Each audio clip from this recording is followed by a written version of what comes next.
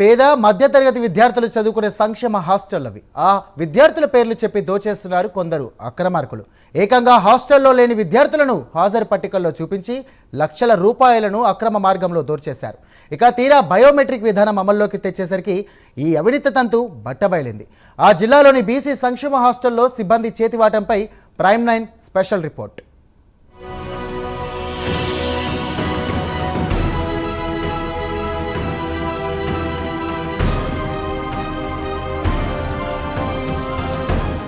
పేద మధ్యతరగతి విద్యార్థులు వసతి గృహాల్లో ఉంటూ చదువుకునేందుకు సంక్షేమ హాస్టళ్లను ఏర్పాటు చేశారు. కానీ ప్రస్తుతం అవి అక్రమార్కులకు కేర్ ఆఫ్ అడ్రస్ గా మారిపోయాయి. నెల్లూరు జిల్లాలోని బీసీ సంక్షేమ శాఖ నిర్వహణలో పాఠశాల స్థాయిలో 65 హాస్టల్స్ ఉన్నాయి. వాటిలో 3093 మంది విద్యార్థులు, 16 కళాశాల స్థాయి హాస్టల్స్ లో 1059 మంది విద్యార్థులున్నట్లుగా అధికారిక లెక్కలు చెబుతున్నాయి.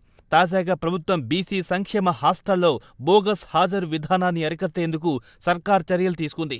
ఇందుకు నూతన సాంకేతిక విధానాన్ని అమల్లోకి తెచ్చింది. ఫేషియల్ రికగ్నైజేషన్ సిస్టమ్ ఏడాది జనవరి నుంచి ప్రభుత్వం జిల్లా సంక్షేమ హాస్టల్లో అమలు చేస్తుంది. ఉదయం 9 గంటలకల్లా ముఖ హాజరు నమోదు చేసి ఆ వివరాలను ఏపీ నివాస్ యాప్లో అప్లోడ్ చేయాలి. విద్యార్థుల మెస్ బిల్లులను యాప్తో అనుసంధానం చేసి బిల్లులు మంజూరు చేస్తారు. దీంతో అధికారులు, సిబ్బంది చేతివాటం బట్టబయలయ్యింది.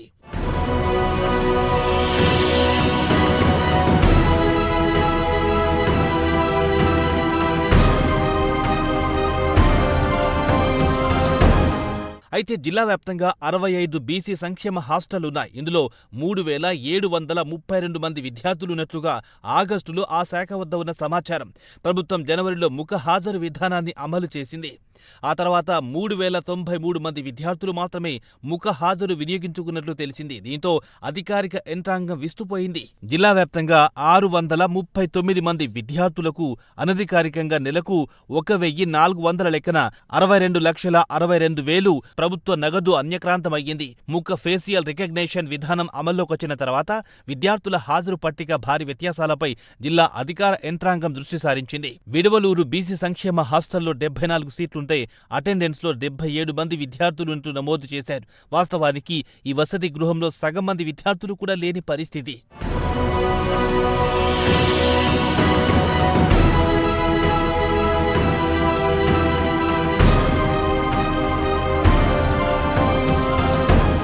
ఇదిలా ఉంటే ఇందుకూరుపేట మండలం మైపాడు బీసీ సంక్షేమ హాస్టల్ పరిస్థితి మరోలా ఉంది.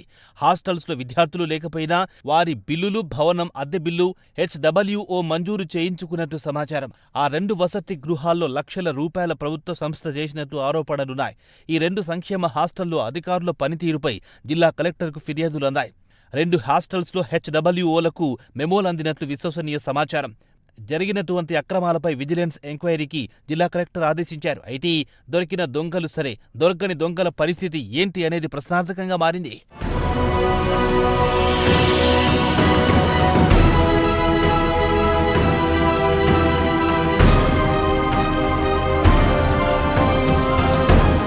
ఇక 639 మంది విద్యార్థుల పేరు చెప్పి లక్షల రూపాయల అన్యక్రాంతం అవడంపై ప్రభుత్వం సీరియస్ అయ్యింది.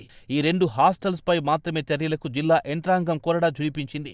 మిగతా సంక్షేమ హాస్టల్లో జరిగిన అవినీతిపై కూడా విచారణ చేపట్టాల్సిన ఆవశ్యకత ఎంతైనా ఉంది. బీసీ సంక్షేమ హాస్టల్లోనే ఇలాంటి పరిస్థితి ఉంటే ఎస్సీ, ఎస్టీ సంక్షేమ హాస్టల్స్ లో ఎంత మేర ప్రభుత్వ నగదు దుర్వినియోగం అయ్యిందో ఊహించుకుంటేనే ఊహకందని అవినీతి చిట్టా బయటపడే పరిస్థితి ఉంది.